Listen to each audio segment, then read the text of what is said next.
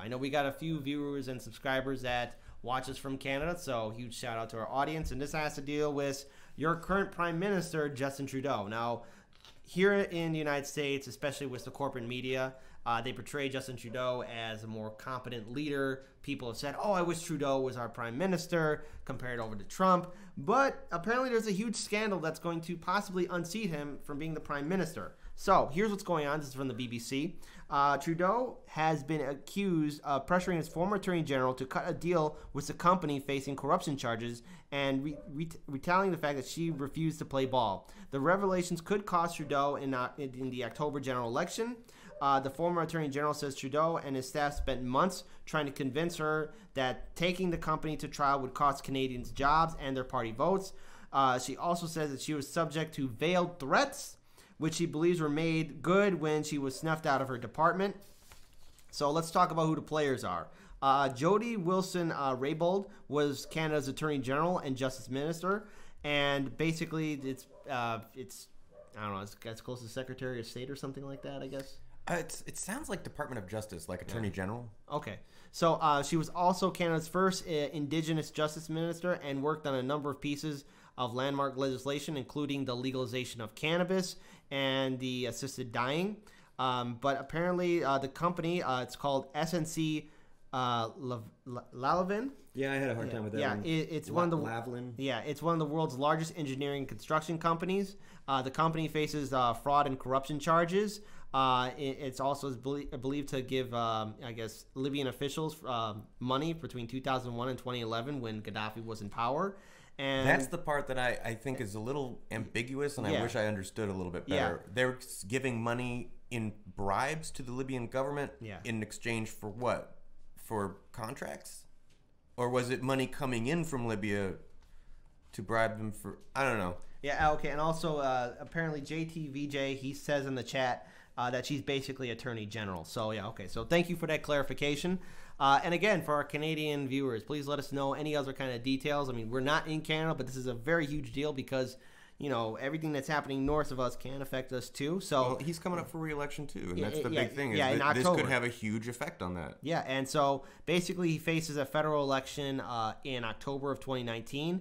And basically, so here's why, I guess, at least according to the article, why Trudeau would care about snc-lavalin. Basically, it's based in Quebec. It's a swing province that has long been viewed as essential ground for the Liberal Party to win during an election.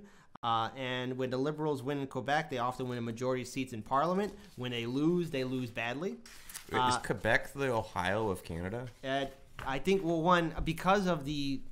And again, correct me if I'm wrong, anyone. I think because of the huge temperatural differences between certain provinces in Canada, Quebec being as close it is to our border, it's a little bit warmer and more people live there. Like, a lot of people don't want to be living in a frigid area. Nothing against that, you know. Quebec go all the way up the... I don't know. My geography on Canada is I think so.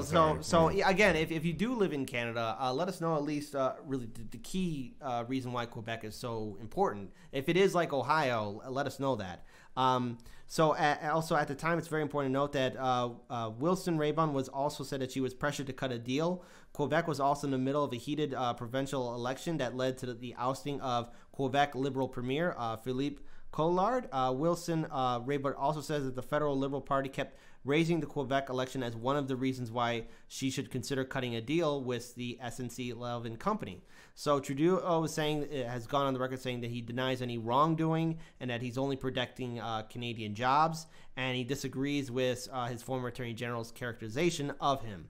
And so basically now here's what the fallout can be. Trudeau's longtime friend and principal secretary, Gerald Butts, has already resigned. Many speculate that other top officials that Wilson-Raybould named may follow as well. So this is a huge hit towards his cabinet and possibly the Liberal Party in Canada. And this is like a $35-40 million scandal, right? Imagine if a scandal of that size, that doesn't seem like a major money scandal by political standards, particularly not American political standards. If a $30-some million scandal can rise to the level of bringing down a prime minister in Canada, what's wrong with our politics in America? Okay, so here's what's going on. I got some very interesting chats that maybe we can help enlighten us a little bit further. Okay, so a few of our members are saying this. In Canada, the Liberals are the ones who are fiscally irresponsible. They ride the progressive Liberal wave, but they are corporate Dems essentially. Pierre Trudeau, in my opinion, would have nipped it in the bud and turned things around, even if he had to bribe the voters with tax credits or something. And Trudeau is popular with people who do not live here. And let's see, there's a few other things. Apparently, this is a huge wide conspiracy. And Carbomos, Quebec can always threaten a referendum to separate. This is our Brexit type problem of the past. Okay, yeah, that is true. Quebec has done a lot of electoral referendums to separate itself from Canada. I think it's really interesting that Trudeau, who's long since been viewed by the American corporate media as someone who's a responsible leader, who is, I guess, open-minded, or at least following the neoliberal talking point of being open-minded. But I don't know, Trudeau's like a Barack Obama type. Yeah, and not to mention, let's not forget that Trudeau has also been very open towards a lot of fracking in Canada, and especially also going through indigenous native lands. Right, so was Obama. I mean, in America, though. Yeah. So, I mean, I guess this is our situation that's happening up north. I mean, I want to follow through with this story and just know a little bit more, but apparently October in 2019 is going to be a key election night or election months for the people of Canada to elect a new prime minister. Right, but so does that mean that you end up with a right-wing anti-immigration candidate coming away with a win in Canada as prime minister? I mean, if that's what that means, it's kind of negative. Well, all things considered. Well, I mean, with neoliberalism, that's how we got Trump. I mean, right. To quote Jimmy Dore, do you think people voted Trump because everything's going great? No.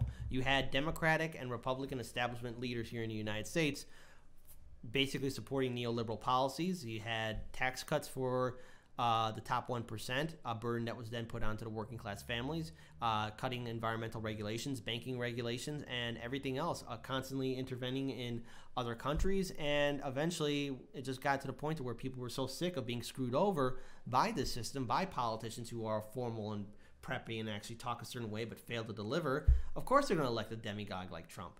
And especially when we had to clear election fraud, because let's not forget that the DNC and Clinton campaign worked together to deny Bernie Sanders the nomination. Of course people are not going to vote for the neoliberal candidate, the one that corporate media is supporting. They're going to go for the demigod like Trump. So yeah, what happened in the United States could very well possibly happen in Canada. But if you have somebody like Trudeau who is, building pipelines and still supportive of the banks and corporations and is willing to basically bribe people and try and hush people from calling him out, you could get something like that. So I hope that's not the case, but that's what you get with neoliberalism. You only can run the system for so long till you get a monkey wrench into the system.